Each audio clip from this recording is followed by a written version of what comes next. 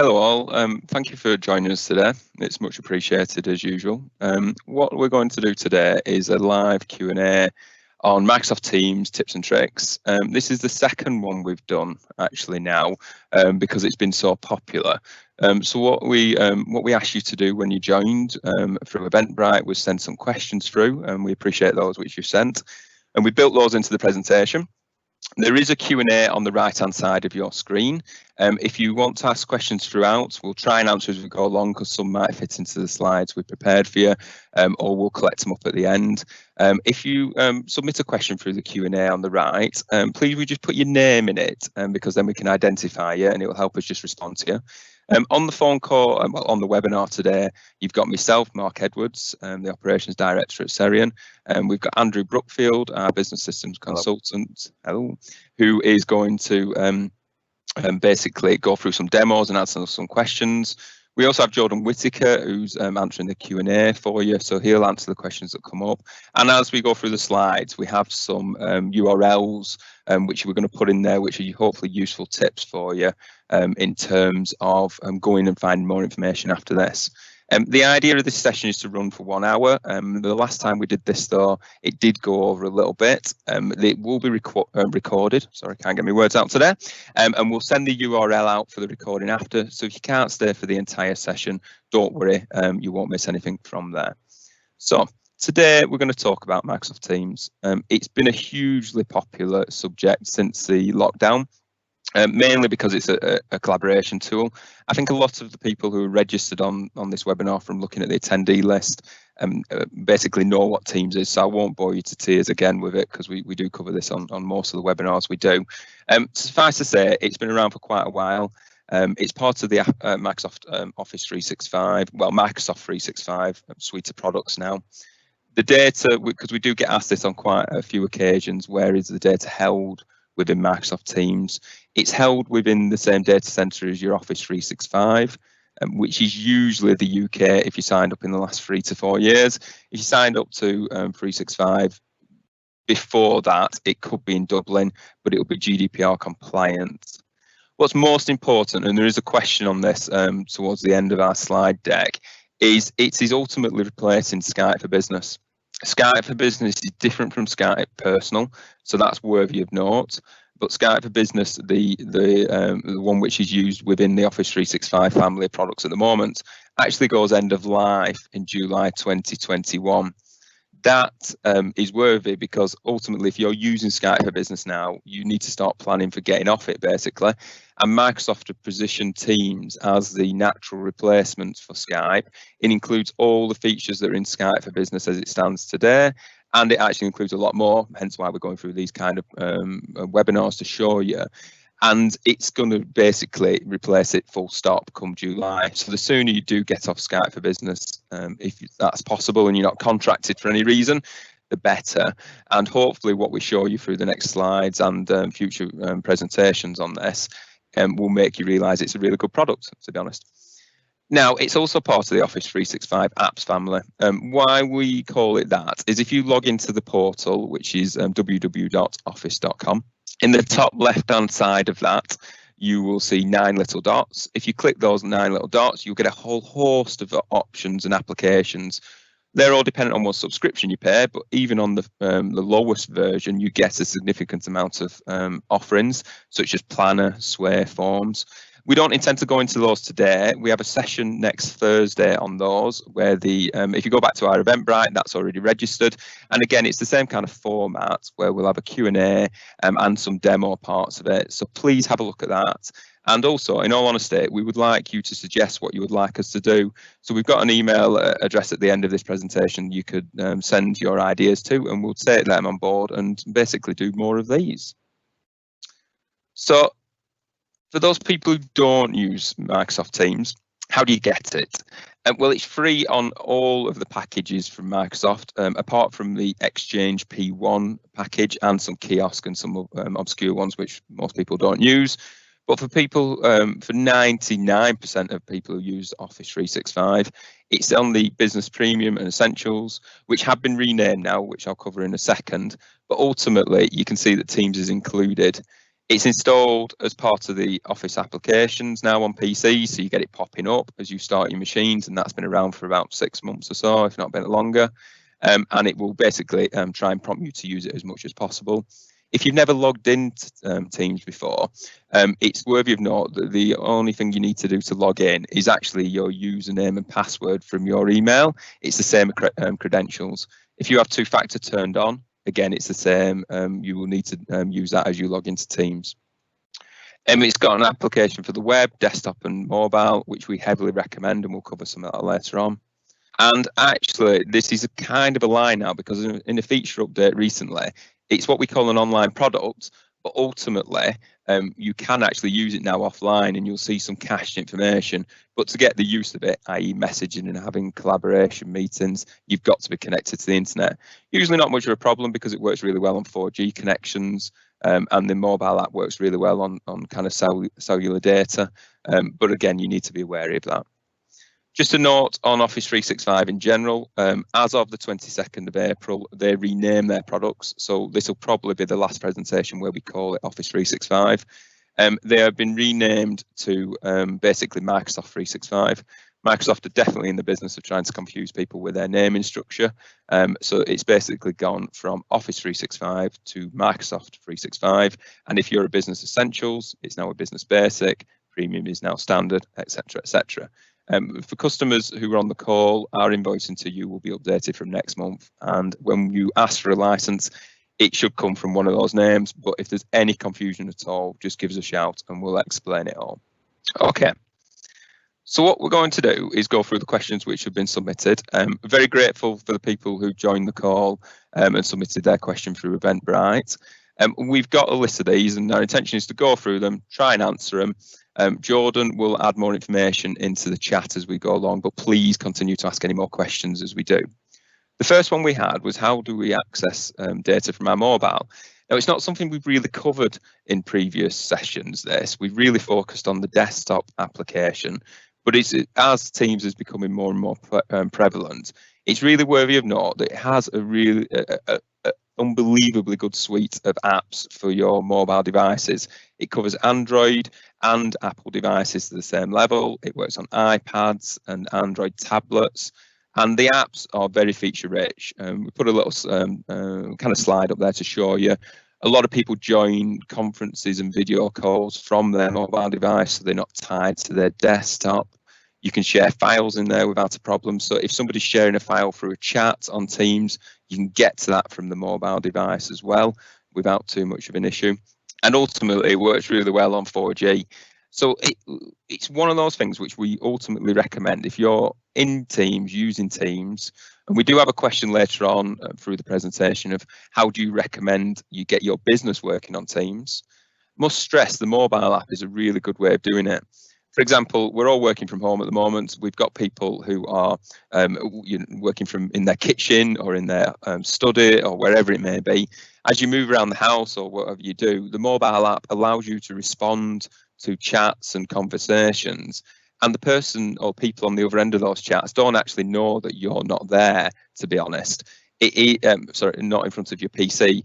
The mobile device doesn't really show that as it goes through, and it's a good way of basically allowing you to be flexible but still keeping up on top of your notifications. I know personally, when back in the good old days when you used to do meetings face to face with people and drive around in the Northwest, I would sit in my car before and after a meeting just updating myself on the Teams app on my phone, and the people in the office will get a response from me instantaneously.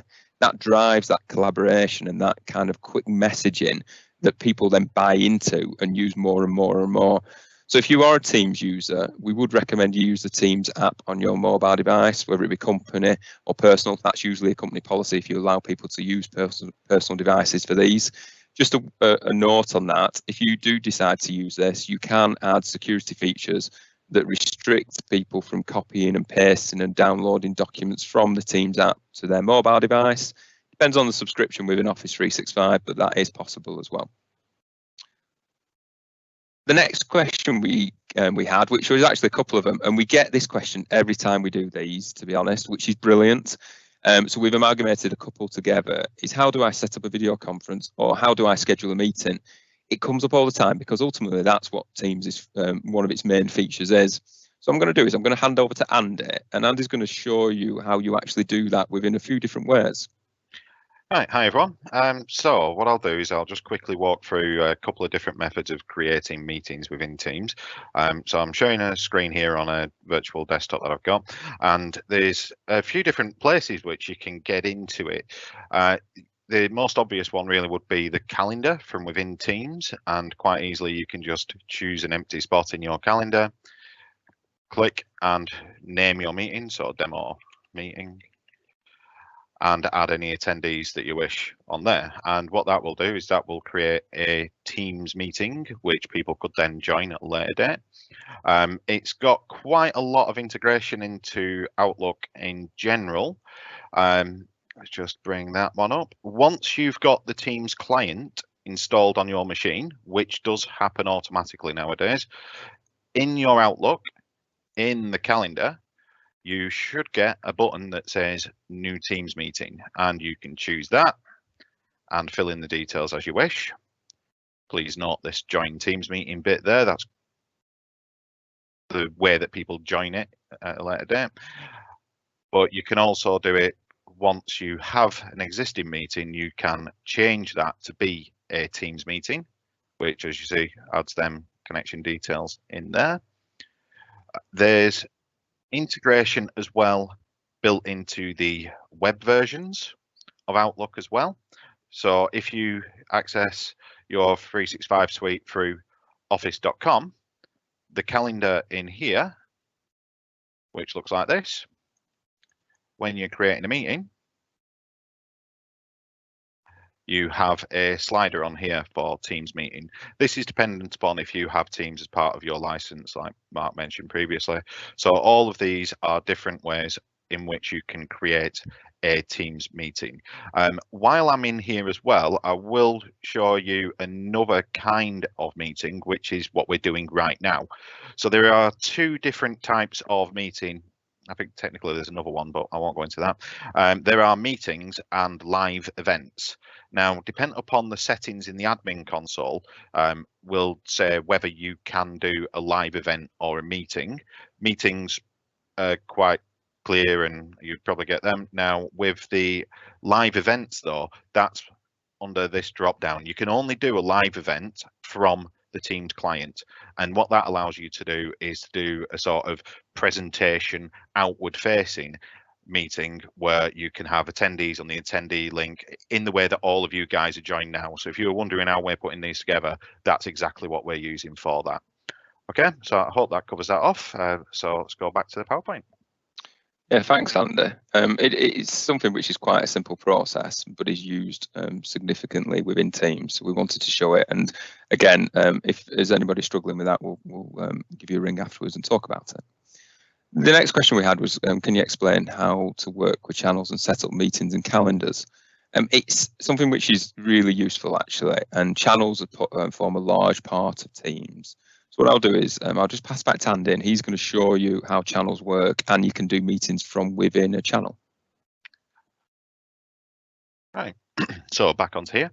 One thing that I didn't really show too much of in here is when you're creating a meeting, there is a capability, and this is because this is more of a Q&A kind of thing rather than a full walk around. So these are specific subjects that we've been asked. So what you can do is if you wanted to publicize to a group of individuals that this meeting is taking place. Say, for example, it's your sales team. In fact, I'll use that as an example, sales meeting. Okay. And what you can do is you can invite your salespeople. So in this case, Diego, and I think we've got an Alan in here as well. So we'll say these are our salespeople, and we can say that this is going to take, sorry, I'm speaking quite quickly. I'll try and slow myself down. You can say that this meeting is going to take place in a specific channel. So if I go to retail and general and put some details of what this in, sales overview, and send that, you may see some errors while I'm doing this because there's no real email addresses associated to any of this. What that does is puts the meeting into the channel so that all people who are members of that team can see that this is going to happen. They'll also get their usual Outlook email and the usual reminder on there, but it shows it in the channel as well. You can have a prior conversation about it. Are we all required? And talk about that as a post in the channel. So that's sometimes quite a useful feature to have on there. All right, I think that answers that. Thanks, Andy. Okay. Let's go back to the presentation quickly. The next question we had was, how do I access the list of the rest of the Microsoft Teams contacts? It's a good question, this, actually, because getting to your contacts is actually quite a useful thing to do. So Andy's going to answer that for you, if that's okay. Yeah, now it's probably worth me showing my screen again on that one. 2 seconds. There's too many buttons to click on these sometimes. So when you're saying contacts, if we're looking at the individuals that you've had previous conversations with, it's hidden away, really. Under the chat functionality, this is especially useful if you are using Teams with externals, which we'll cover a bit more in detail later on. But there's a little button here for contacts, and this is a full sort of contact management within Teams. It's only in Teams. It doesn't show all of your contacts from Outlook, unfortunately. Maybe they'll work on that in the future, but you can add and group and create whatever contacts that you speak to regularly in here under the contact section. And you can also as well set people into different groups. So if this favorites is just that. So if I wanted to make another one and say that it was the salespeople that we were talking to earlier, and this is just for my personal reference, that I want to say that I have a contact and Alan is a member of that sales group of people. So that's one sort of contact management that's available for it. Most cases, what I tend to see people using though is just the recents, and I'll go into some more bits about pinning and starring things. But what you can do, if there's a group or an individual that you speak to very often, then you have the capability to pin that contact, and that puts them right at the top of the screen. So you're not having to scroll through all of your history, and you can just go straight to them people that you deal with on a regular basis. Yeah, and also as well, these pins can be unpinned as well. So this is quite useful when you've got like group chats, which again we'll go into a bit more detail in one of the later slides with group chats. But if there's a temporary group of people that you're speaking to, you can pin that chat while that conversation is going on and unpin it, and it'll just go down into the history of previous conversations at a later point. Okay. Right. Thanks, Andy. Mark.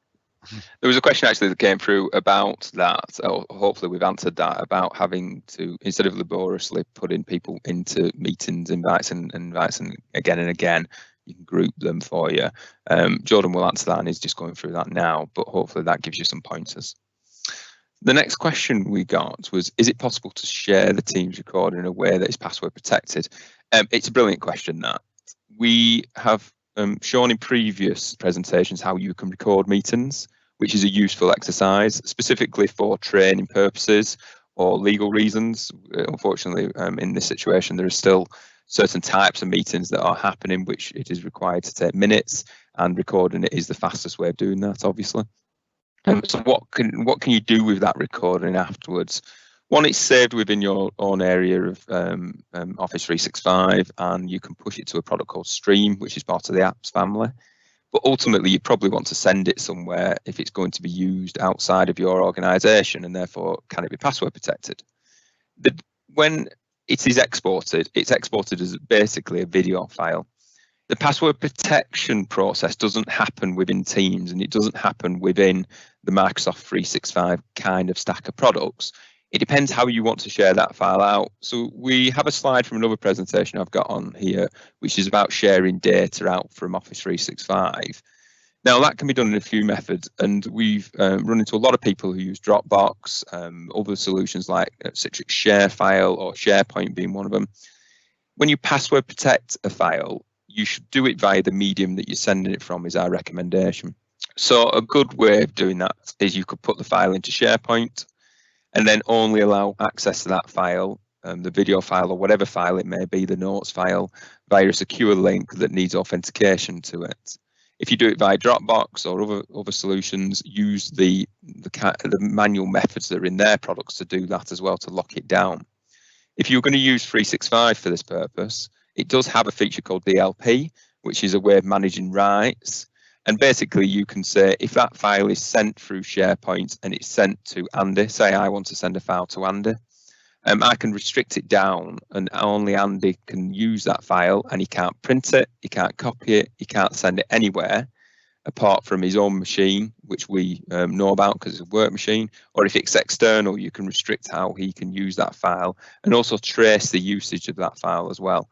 So it's worth investigating whether, if you're going to do this, whether it's being done through 365. There are other solutions on the market as well, so we're not trying to push people down the 365 road.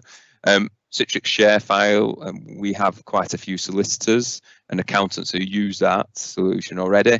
You pay additional amount for it, but what you basically do is move the file to that solution on the cloud, and then that is accessed via a secure username and password and two-factor authentication from the third party, and they can then access the video file. It's worthy of note that video files are usually quite a decent chunk in size, so they're not usually emailable out the door. For example, an hour-long session that we're doing now, the video file that comes out of that is roughly about 250 meg to 300 meg, so you can't just email it. You could send it on an encrypted USB in the mail if it was that serious and you wanted to ensure people got it by signing it. But ultimately, third-party solutions out on the market or SharePoint allow you to access that file via a URL, and you make sure that that is locked down so it can't be copied and moved elsewhere. And that's the best way we found of moving quite large documents. If it's an internal video, so you're doing a training session, you would host that on Microsoft Stream, which you get as part of your Office 365 subscription, and you only allow access to that internally to your staff, so you know it's secure, it can't be copied out of the organisation. Hopefully that answers your question. The next question is, are documents that are stored in Teams automatically stored in SharePoint? And Andy's going to answer that one for you. Hi. Okay, so are they automatically stored in SharePoint? Now, I got told not to go too complicated with this one because there's a lot of caveats around this. It does sort of depend where you put it and when you're saying stored in Teams. Technically, yes, is the short answer for that. If you post a file, and I'll just show you what that will look like actually. So if we take a file from our desktop and we post this file as a chat message into a channel in Teams, then that quote automatically is uploaded. Oh, is my screen sharing? I think you stole it back, Mark. Sorry, apologies. Not a problem. So I'll just walk through that again quickly. So if I delete this, doesn't like having two files with the same name in here. Right, yes. Okay, so I'll start again with that one. So I'll get back to the chat. I might have to pick a different file. In fact, I'll just rename this. I'll call that. Just because it does go a bit strange sometimes when you have files with the same name. So I'll call that 6. So I can drag a file into a conversation and say, here's that quote. And automatically, when a file is put through into a conversation, in the files section in that channel, you can see that that has automatically been uploaded into SharePoint. Now this is SharePoint, and if I click that open in SharePoint, you can see the document library, which that is related to. So yes, in chats, they automatically are. Any files that you put in here directly just by doing new or upload to the files are again in this SharePoint library. Worth pointing out, this is the complicated bit with it, that's only really true for conversations that you're having within channels. If you're doing file sharing within chats, regardless of whether there are multiple people in that chat or not, there's a bit more complexity in the way that they're shared. So any of the files that are in files in here are actually, sorry, ignore that. This is the thing about it not really having email addresses. These are actually stored in OneDrive for my user and then shared from OneDrive with the people in this chat. So yeah, it depends. If you're already using SharePoint though, for other areas of your business, so you have a structured set of libraries that you want to use, you can add links to them lists and pages in SharePoint by, I'll show you that again, clicking the plus there to add a tab, which allows you to go to a specific SharePoint document library or SharePoint page, list, whatever it may be within your organization's SharePoint setup. So I could add on to here a link to, this is just pages, so a SharePoint list if you were using a SharePoint list for storing files. But yeah, there's a lot of integration with SharePoint within Teams. I sort of see Teams as being a layer on top of SharePoint to give you more functionality and ways of sharing files and talk about them. Okay, so hopefully that answers that. So we'll just go back to the PowerPoint. I think Andy's answered that brilliantly, to be honest. So I'll give you some credit there, Andy. You know, SharePoint's been around a lot longer than Teams has, so a lot of people are already using SharePoint, and it has a great feature set for document libraries and some other workflow options. But Teams ultimately, and to reiterate what Andy said, it is usually a layer on top of SharePoint. And you use the best of breed really for what you're trying to achieve in your business at the time. There's no right or wrong answer, basically. The next question we got was, how does a non-Teams user access a Teams meeting? So what we've done is I've just put quickly what they would see from the other side. So as Andy showed you at the start of this, you can generate meetings from within Outlook, the web portal, or Teams itself. What the person sees on the other end is they get an appointment like they would do traditionally via Outlook in terms of the email that comes through and you accept, reject, or you're tentative for it. But within that appointment, you have this, which is a join Teams meeting URL that the person will just basically click. And once they click it, if they've got Teams, it'll open Teams automatically and join the meeting. If they don't have Teams, it opens a website, and from that website, you can join the meeting via the website, basically. So you don't have to have Teams to join the meeting.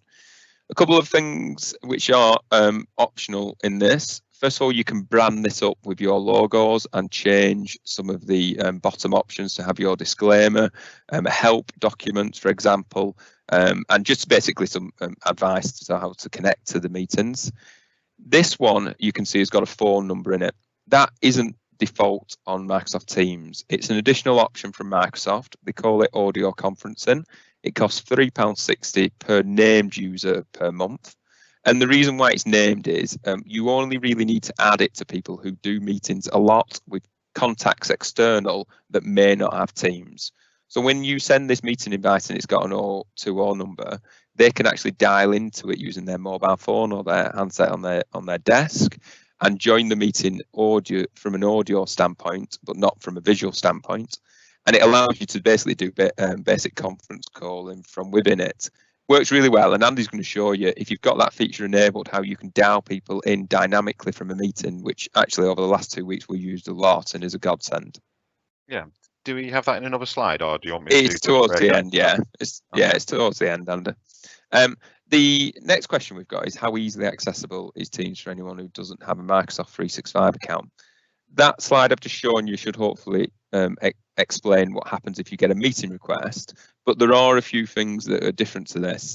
We've talked about it a lot, Andy, haven't we, between the internal and external contacts, if you want to cover that. Right, so external contacts, guest users, there's quite a bit of complexity in regards to dealing with people outside of your organization.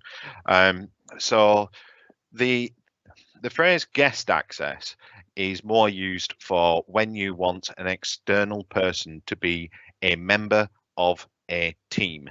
So there's settings in the admin area within Teams where you can choose whether to enable guest access or not.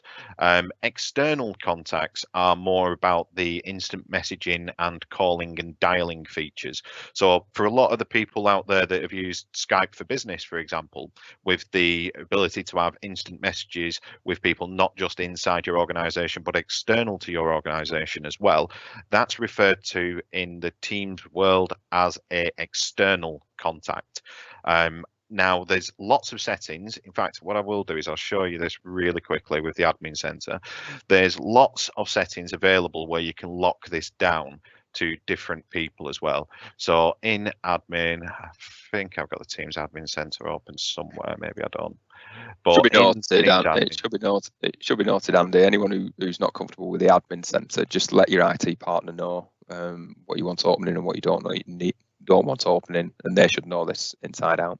Yeah, so for anyone who we're the IT support company for, we can set these up. Just drop us an email and we'll do a ticket and set this up for you. But I do know that some people on here aren't using us as an IT company, so and trying to manage this themselves.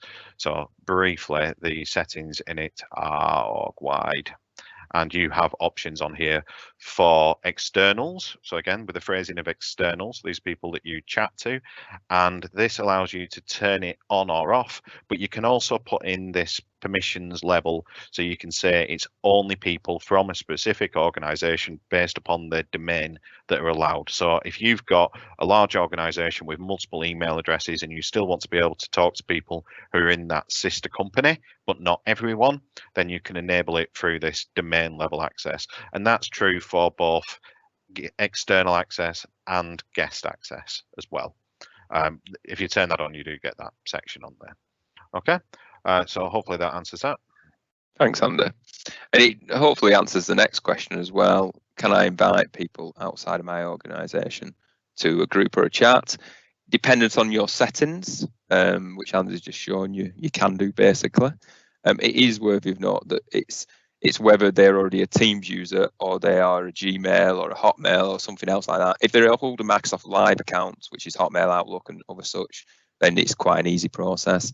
If they're none of those and you're 100% sure they're not, then they're kind of a guest access and you just need to make sure your configuration's correct. But ultimately, you can invite people outside of your organisation into yours. And there is actually another way of having multiple organisations within your team set up. You can only log into one organisation at once, but that can be quite useful if you're collaborating heavily with a third party who also uses Teams, because you get the full feature set as you do it. And we'll probably cover that in a future session. Next question we got was, I'm a new user, so would appreciate any general usage tips. I hope we're already showing some of those, and we have a slide in a few minutes which covers a lot more in detail. But what I wanted to point out, and Jordan will put it into the chat, we have our own YouTube channel. This is our 4th or 5th, if memory serves me right, session on tips within the Office 365 family of products and cybersecurity. Please have a look at that. Watch the videos at your leisure. Hopefully there's loads in there, and it hopefully is useful for you. Yeah, just to add to that, one of the videos that's on the YouTube channel is an entire sort of getting started with Teams, with how to do chats, meetings, channels, the works really. So it's worth going on there if you want in a sort of general overview of Teams. There is a Teams overview video on there. Is it in that work from home one, I believe? Yeah, it is. We don't ask you to sit through about 5 hours of videos, and we'll send some links out with some pointers in the follow-up email. Yeah. The next question we got was, can you reorder who you see on screen? You can actually, to some extent. So when you're doing a proper Teams meeting, you get 4 people put on the screen in front of you. Andy, correct me if I'm wrong, but that'll change to about 9 next month or so. Yeah, they're upgrading it to 9. At the minute it's 4, but next month it's going to be up to 9.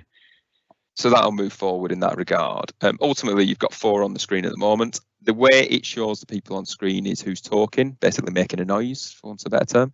And it'll put those 4 people on screen. If you really want to see one person all the time, you can click the 3 ellipses button next to their name and choose the option which is pin. That moves them onto the screen and you can see them all the time, basically. And you can unpin and pin to see who you want to do. This is one of them questions which relates a little bit to the Zoom against Teams, which we'll cover in a little bit, but we understand why people do want to use that. The next question is there a facility for putting your hand up, which is basically very similar to the Zoom versus Teams question. There isn't at the moment per se. You can't, as on Zoom, press the button which says put your hand up. So you basically need to talk to make yourself heard or put something in the chat to do it. So it's not something which is there. We do get a lot of questions of Teams versus Zoom. And we wanted to talk about this a little bit on this session. We're going to do a little bit of a blog on it next week because we've had so many. Personally, I think Zoom is a really good product. It has some security concerns, which have been publicised, which Teams is a little bit more secure in enterprise level. There are a couple of features in Zoom that Teams doesn't do. For example, the full gallery view, more than 9, and putting your hand up. Virtual backgrounds, as you can see from Andy's background when he comes on screen, is now possible within Teams to do that.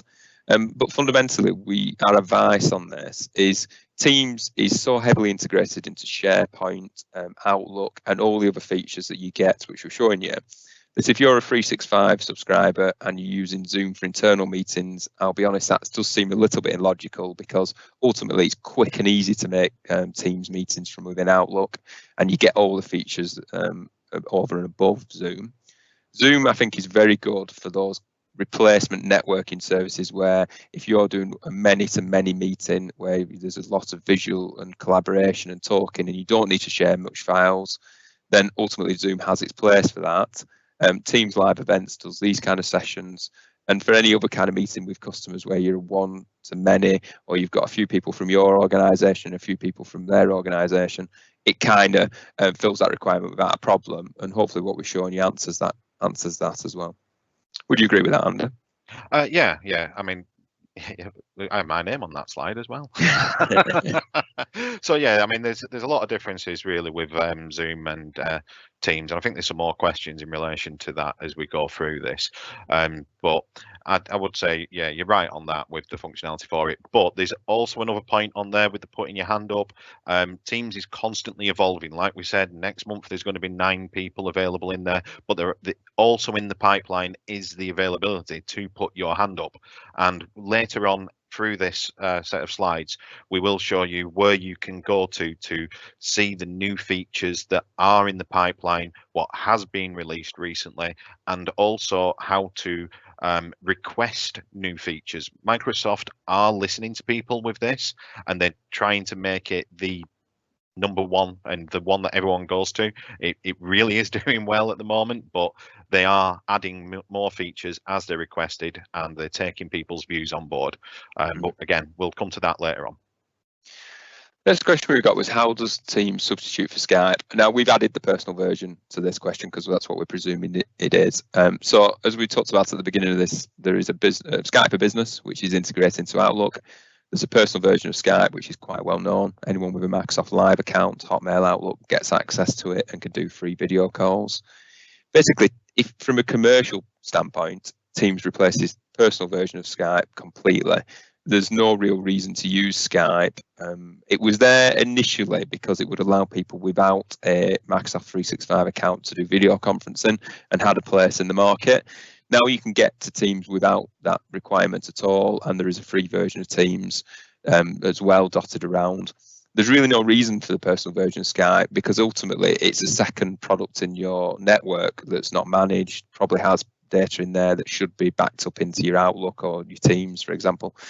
And so to be quite blunt about the question, it's not really a viable product commercially anymore. Definitely has a personal place for it. My kid does Lego Club on it on a Saturday morning with his friends, so there is definitely a reason for it. But from a commercial standpoint, it does seem quite an illogical product now because Teams has just fundamentally superseded it. I'm going to get my phrase shadow IT back in on this one. Yeah. So I'll just go through and explain the phrase that I use quite a bit for shadow IT. So the idea behind that is be careful of things like Skype Personal. It's usually that you have people in your organization that know that there is something available that can fulfill a problem that's happening in the business, like external communication. So someone knows Skype exists and then starts using it internally. And you see lots of instances of this. That might be Skype, it might be Dropbox, it might be that someone starts doing a to-do list using Google Notes. And they're all examples of shadow IT where people are creatively solving problems, but that becomes an unmanaged way. Using the 365 suite that's out there, all of that is in control within your business. You know where your data is. And if you need to block anything for any reason, which does come up sometimes, you have that capability to you. So be careful of shadow IT. Back to Mark, really. No, it's a good point, a very good point. I think the more people are working from home and a bit more autonomously, that creeps in and you can find problems occur. So it's just trying to nip it in the bud a little bit. But that's coming from obviously IT people. Sometimes there's commercial reasons as well. Is there a way, the next question was, is there a way of getting an audio notification to alert you in a message rather than Teams? Yeah, so what we've got on this, so a lot of people now are working from home and you might have a headset on like I do right now. And there you go, so headset on. Now that's all well and good, but when I step away from my desk for whatever reason, the headset will ring and I won't know that I've had a missed call. I'm presuming that's what this question is related to. Teams has a function in there so that even though you've got a headset working as your primary device for audio, you can say, I want something else to make a noise when it rings. So as you can see on the slide here, this is accessible in the settings from the desktop app by clicking on your picture or your initials at the top right hand corner and the settings at the bottom of there. And under the devices section, you can set a secondary ringer. And that secondary ringer is used for that purpose of if someone's trying to call you, it rings not just in your headset, but also from your device's speaker, or I've got a projector plugged in with a speaker in there and it can play the audio through the projector or whatever device that makes sound you have plugged in. Okay. Well, we've noticed as well that it will pop up in the bottom right hand side saying you've got a notification, and that does have like a bing noise to it. So if you're not getting those at the moment, it's probably just a setting on your machine for a sound setting. The next question we get, which I'll be honest, we've had on most of the sessions we've done, is what strategies have we found more successful for implementing Teams into a business? So what we've put together is a few bullet points for this.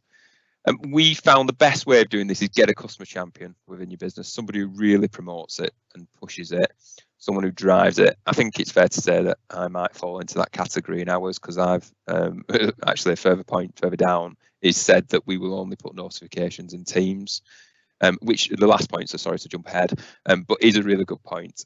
Once you've set up and working on Teams, we stop using email. And Andy has a brilliant analogy, to be honest, which is, and hopefully I'll get it right, Andy, is ultimately you use Teams to replace the email function within your business. So email is only used as a job list to do. All that noise that happens within your email is moved to Teams through channels and specific areas.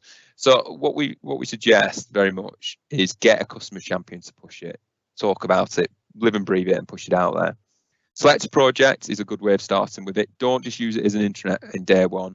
That usually falls on deaf ears because ultimately that's an optional thing that people go and look at and they won't really look at it. Get a new project, either you're launching a new product if you make things, you've got a new service coming online if you're a professional services business, or you've got a department who is geographically split or ultimately needs to collaborate a lot on a certain distinct thing or project within the business, and use that. So even if it's 4 or 5 people who will only be on it to begin with, get them on board. We're very confident that it will embed itself in the business. It's proven now massively over the last few months, obviously, and those people will spread the good word about it. I'm going to nick this idea actually from somebody who's probably on the call, and I won't name drop them because I'll be breaking GDPR and all the rest of it. But ultimately, make a lunchroom chat where people just drop in and out. You can do a video call in it, and you can all be there. And especially at the moment when everyone's dotted around, and we do it every last Friday of the month where we all kind of buy takeaways and show each other what random food we're eating and all that kind of stuff. But it brings together that human interaction through the product, and then people kind of edge off into other areas of the products as well, and that has really taken off, and I really like the lunchroom idea, so thank you to the person who suggested that to me a few weeks ago. Yeah, just to add on to that one as well though, Mark, we were talking about this earlier before we started this, and another good thing about that lunchroom chat, like you said, was it's not in a pressurized environment then as well. And it's more people are in a social context trying to learn how to use this technology rather than feeling like they've got the managers over the shoulders. Yeah, I completely agree, Andy. Don't get someone to use Teams for the first time when they're doing a board meeting with your biggest customer, for example. You know, they've got to practice and become comfortable with it, and that is just absolutely right. Do get the app on the phones, especially the company mobiles. It's a great app, and we've touched on it a couple of times. It embeds people into the process really easy. They reply to chats quickly. They can have a look at documents. If you've got personal mobiles, there's a conversation to be had there, but fundamentally we get them on the app. And there's a lot of fun bits that we've not shown today. You can put GIFs and other things in chats, and there's actually there's a setting that you can turn off and on the fun bits within Teams. Leave them on to begin with. I admit that you might want to disable them once people are embedded in there so they're not completely wasting the time on it. But ultimately, that's going to be a reason why they get there. Andy sometimes doesn't agree with my description here, but I would describe Teams partly as like WhatsApp for business. And you can put GIFs and little videos and things in chats to kind of embed that. And you don't reply saying, yes, I've got that. You just give a thumbs up emoji and those kind of younger kind of functions. That's what's going to help people get into it to begin with. And then you decide as a business if you want to turn it off or not. And lastly, as I mentioned before, put announcements on there. We made a decision in our business informally. Any kind of company announcement, we will not send via email anymore. It will be in our main channel within Teams. And it's there. And if the staff don't read that, it's part of their job. They've been told, in the nicest sense, we're not, dictators, for want of a better term, to go and check that. But ultimately, the information is going to be within Teams. So if they want to know what's going on in the business, then that's where they look for it, and that's where adoption is driven the most. Next couple of questions, which were actually, we got a couple, but they're very much similar. It's how do you make the most of channels and conversations and features? And what's the best way of social collaboration with it? Hopefully we've touched on quite a bit of that, to be honest, in what we've shown. We can show that you can get groups going together. You can show that you can add lots of information. We did a lot of this in our previous session on Teams. Andy did a full demo of the channel functions within the software, of how you can add channels, add files, add applications, and you can basically add quite a bit, can't you, Andy, in terms of what you do, and it's a good solution. Yeah, tabs, Excel spreadsheets, Word documents, OneNotes, loads of stuff. Yeah, heavily recommend you look at some of the previous videos, but what we'll do is we'll pick up that specific question with the people who asked it, just to see if you're stuck in any way, because in all honesty, we could give you a full hour demo and not to try and move on, but conscious there's a lot of questions as well. The next question was, how do I store and save files, which Andy's going to answer. Yeah, so I think I showed that earlier really with the conversation, and I broke off into the files section and the SharePoint section. I will go off on a bit of a tangent with this one for storing and saving files. If you're using Teams, then you do have the files section. If you're looking to replace your network drives using Teams, you might want to really start from a SharePoint perspective and structure that file system first separately. You can use Teams for that and start with a general team at the top level and start moving your files in. But if you're looking at migrating things from a pre-existing setup, you probably want to do that more as a sort of project and define that structure before you're moving on there. Hopefully that answers that. Yeah, I think it's fair to say that Teams is really good at just storing files for distinct reasons. So, for example, when we prep these sessions, we have a chat with the people who are involved in these sessions, so the 4 of us today, and we'll drop the PowerPoint in, we'll drop the question and answers you've sent into that chat as save files, which is just, as Andy's shown, is a real simple process. And then files then live within that chat. The chat just doesn't disappear forever. We all pin it so we can make sure we know where it is, but they live within that little distinct area. Once we've moved on and we're not doing these, and not done this session, not doing it again, should I say, those files will still there for reference, but ultimately we don't use it as a file system, and SharePoint is a better way of dealing with that. The next question we got was, how do you run client clinics and can breakout rooms be used? So client breakout rooms. So it's kind of 2 questions. The simple answer to the client breakout room is, unfortunately, that's not a function within Teams at the moment, and is a Zoom against Teams kind of conversation. To run client clinics is exactly what we're doing now in terms of a one-way live event. That's possible. We've joined and also run some full Teams meetings for lots of clients where you get everyone dialed into it. You get all the pictures on the bottom. You can mute all the participants in that, so you ultimately have kind of managerial control. And I think I'm right in saying there's future versions which will give you more control over that as well. But for client clinics where you have yourself as the supplier and then your client, you just run a meeting like you would do, as Andy showed you before, and send them the meeting invite. They can forward that invite onto multiple people within their organisation. You can then join that meeting and run that kind of online meeting or clinic as described. You can record that, as we've discussed before, and ping out that recording via a secure link. And ultimately, it gives you that supplier to customer or customer to supplier kind of meeting out the box with very little configuration needed at all, to be honest. You just do it. The breakout rooms is a bit more difficult. I can only reference, actually, we've been using Teams for the Thursday night pub quiz, to be honest, haven't we, Andy? Yeah. Where we've had teams of 4, and we've created 4 meetings within Teams. They've run their own, and then we've done a separate meeting at the end where everyone comes back into it, to be honest, because it's so easy to create a meeting and so easy to join a meeting. It usually doesn't confuse people by having them in the calendar stacked up from what we've seen. I hope that answers the question. If it's not, we'll follow that up as well afterwards. Yeah, there's been a bit more added to that question. I believe it's from the same person in the Q&A. Okay. There was the idea behind it, and I'm stumbling a little here because I'm trying to think of a solution for them. But as a sort of waiting room where you can invite a person in and then move on to the next person, excuse me, and see how many people are already in the queue in front of you. They're not really.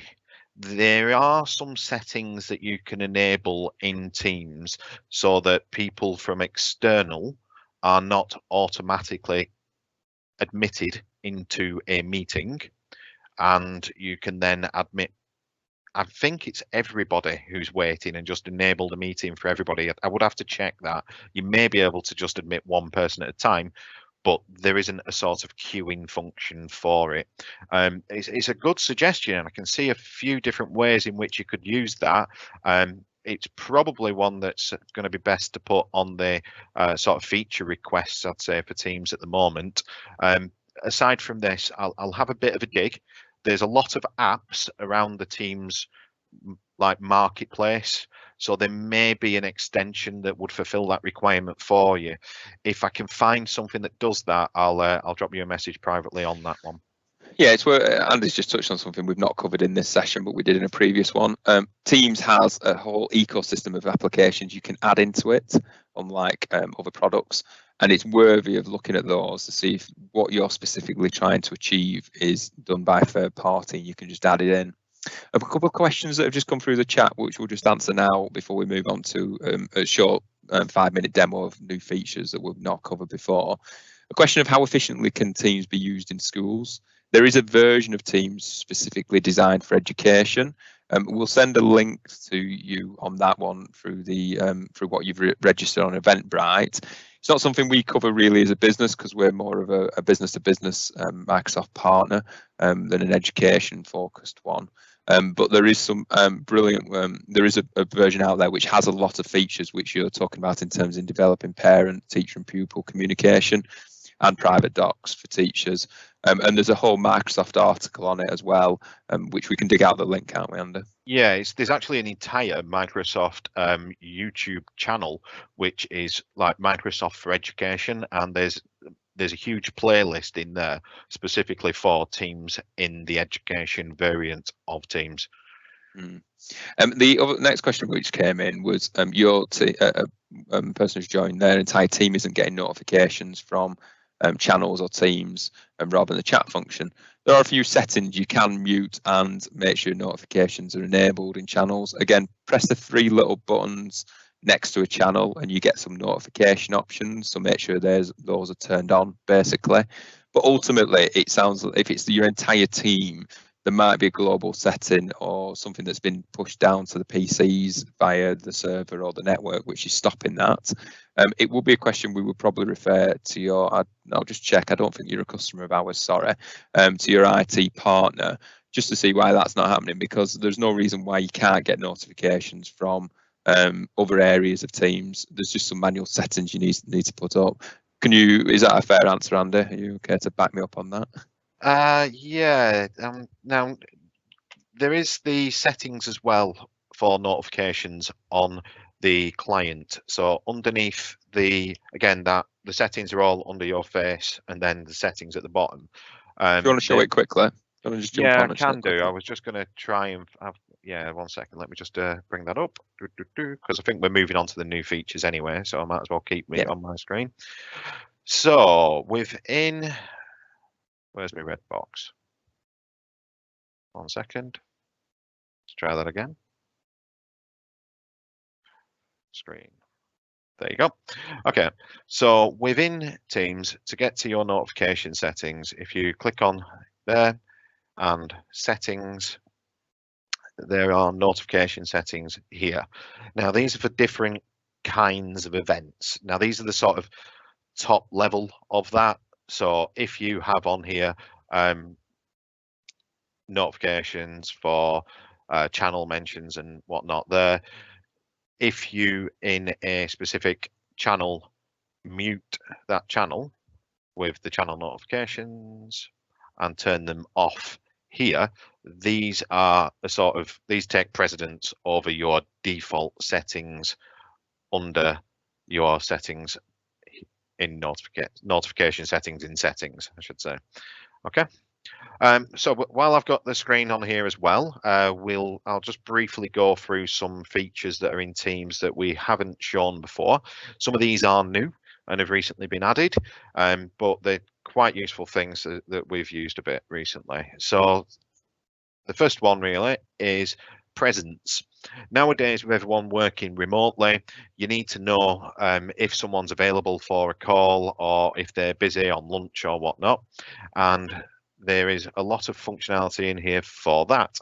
Now, if again, you click on in most people's cases, this will be your initials and not a picture. And you can say that you are busy, set yourself to do not disturb, I'll be right back if you're going to be away shortly. And a new thing they've added to this is this status message. This is very handy and we've been using it a lot recently. So if you want to say back in 5, gone for a sandwich, then you can put that on and you can say clear that automatically after a specific period of time. Very, very useful, and we're using it a lot now with this whole remote working situation. Also worth pointing out, this is linked into, well, it's not really linked into it, it is your office presence. So if you've got Skype for Business, it's the same kind of thing, but also it looks at your calendar and looks at if you've got a meeting, it automatically flags you as busy in Teams. And if you have conversations with other people within your organization, you can see their presence is available. You logged in as Lee, Mark? Yeah, I was actually, yeah. So that's a good choice there. So you can see on here that Alan is offline and Lee is available. So Lee's currently logged in on Teams and ready for me to talk to and available for a chat. Oh, hold Lee. Right, okay. So what else was there I wanted to show you? Okay, so other bits and pieces. In regards to this do not disturb flag.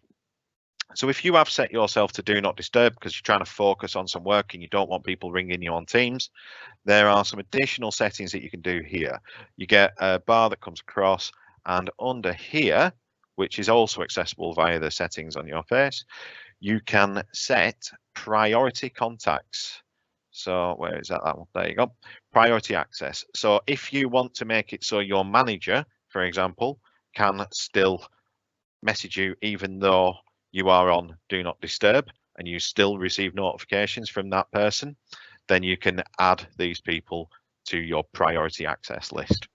Just add to that, Andy, I think where that's an unbelievably good real world example is when we're doing these sessions now, we put ourselves as do not disturb, because if you don't do that, you still get the pop-ups in the bottom right hand side of your screen. And it's just human nature to read them and look at them, and it'll distract you from what you're doing. So if you've got a meeting with a client or whoever it may be, set yourself as do not disturb, and then you don't get any pop-ups at the bottom right, and you're basically not disturbed. It's in the name, obviously. But the priority access still allows somebody to contact you at worst case. And to be honest, it's personally a brilliant feature. Yeah, and you can add people and remove them in there. So if you want to just put somebody in there for the day, then you can do, and then remove them afterwards. So if you know that there's going to be something coming up, that when that person gives you a shout, you need to respond to it, throw them into the priority access, and that way you'll still be notified. Okay, other bits and pieces on here I was going to show. So when you're writing a message, I have mentioned on previous webinars about this advanced editor. But there are these buttons up here that are quite useful. There is an ability to make an announcement, which we talked about earlier, which formats this in a much louder method. So if you were doing a company-wide announcement, it's very useful to do it with this announcement type of message, where you have an option to set a background to it for theming it for your business. You'll probably want to have someone make an image that's relevant for you on that, or you can just set a color for the background and type your text in. But another good function for this is blocking it, so that for this announcement, you might just want to put that out and not have people commenting on it. So you can do that, and you can also set the ability to post a announcement. It's not really announcements only. You can do this for any sort of conversation. You can post it to multiple channels. I'll press that again. So this might be relevant for this sales and marketing channel, but I also might want to put that into the retail general channel as well, so that this message is going to a group of groups, a set of teams. You can have that sent out to multiple channels at the same time. So new product, range available. And I've probably spelled something terribly wrong there, but moving on. Okay, another function that I know Mark did actually point out very briefly earlier on was with the phone system bit enabled on there, that £3.60 was it? Yep. For a user? So if you have that phone system enabled, then when you have a meeting, and this is very useful these days, if you are in a meeting, and I'll just put that on and join, and you've got someone that should be in this meeting but they haven't shown up yet, and you want to drag somebody in, then from the participants you get this box here. Now if you are using Teams and everybody in your business is on there, you can type in that person, and what this will do is that will call them up on Teams. They'll get a notification, it'll start ringing them as if you've tried to call them, and when they accept that, they'll come into the meeting. Very useful if you've got someone who's just got tied up into something and you want to bring it to their attention. Come on, you should be in this meeting. But with the phone system, you can even dial someone's mobile from here. And what that will do, I'll tell you what, Andy, where that's really proved useful is people are saturating their internet connections at the moment. And we've had a couple of instances over the last couple of weeks where Teams meetings have been set up brilliantly, but ultimately the internet connection on the other side's been a bit flaky. So we dial the number, basically. You dial their mobile number and they can just still join the meeting. Good example of that I had the other day was one of our salespeople sat in their garden slightly out of range of their Wi-Fi. Slightly professional. So I ended up dialing in on the phone instead. Yeah, so it's quite good, and it allows you to sort of manage that. So if you've got less technical people and it's like, look, it's all right, I'll just ring you on your mobile, you'll get you in. Another good one for this as well with the phone system, a lot of people at the moment have like sort of what's the word I'm looking for, but they've gone out of their office, they've grabbed whatever equipment that they had. It might have been a desktop PC, they haven't necessarily got a headset, but they've got a computer. So in that situation, if you've got someone without a microphone and without a camera, and they still need to get in on these meetings, as a sort of web conference, they can view the video through the computer and dial in for the audio. and that's quite a good function for that as well. I think that's really all I wanted to show. You did mention as well about multi-organization. It's a bit difficult for me to demonstrate that, but if you are a guest in a different organization's team instance, you get a little drop down here. So if you have multiple, you can have teams connected to multiple organizations as a guest of different ones, and you get a drop down which you can select to go and have a look at different people's organizations. In this demo, I don't have that set up, unfortunately, but it is possible. Okay, so I think back to the PowerPoint, really. Yeah, thanks, Andy. What we want to show on these sessions is new features that keep coming in and out, coming out into the product. Sorry, and because it's happening all the time, we'll forever put new features in. There's some we haven't shown actually when you were going through, Andy. I thought of some more, but we'll save them for another one. And hopefully that's some value.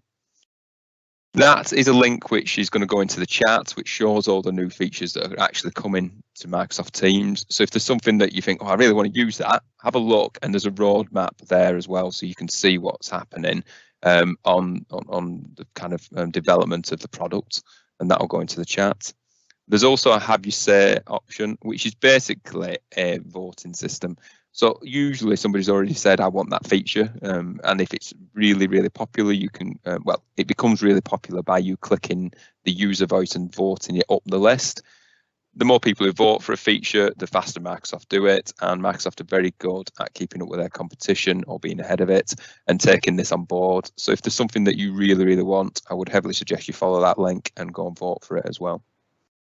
And then very lastly, we would like to know what you want to see in the future. We've done 4 or 5 of these I've mentioned. We have one next week, which is on the applications within Office 365, such as Planner, Forms, Stream, the stuff we've mentioned, which are periphery products. If there's something you really want to see, or there's a feature within Microsoft Teams or anything we show, please just email social@seriun.co.uk. The reason why we do these things is because we get asked these questions. It's not just really to hopefully show you things that you don't want to see. So just drop an email to that and we will definitely build it into our next sessions.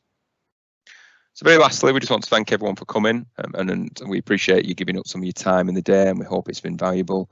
There'll be an email sent out to everyone who registered with the recording of this session on, and also all our previous sessions will be there as well for you to have a look at. But we do appreciate your time and hopefully you have a good day. Thank you very much. Thanks, everyone. Bye from us.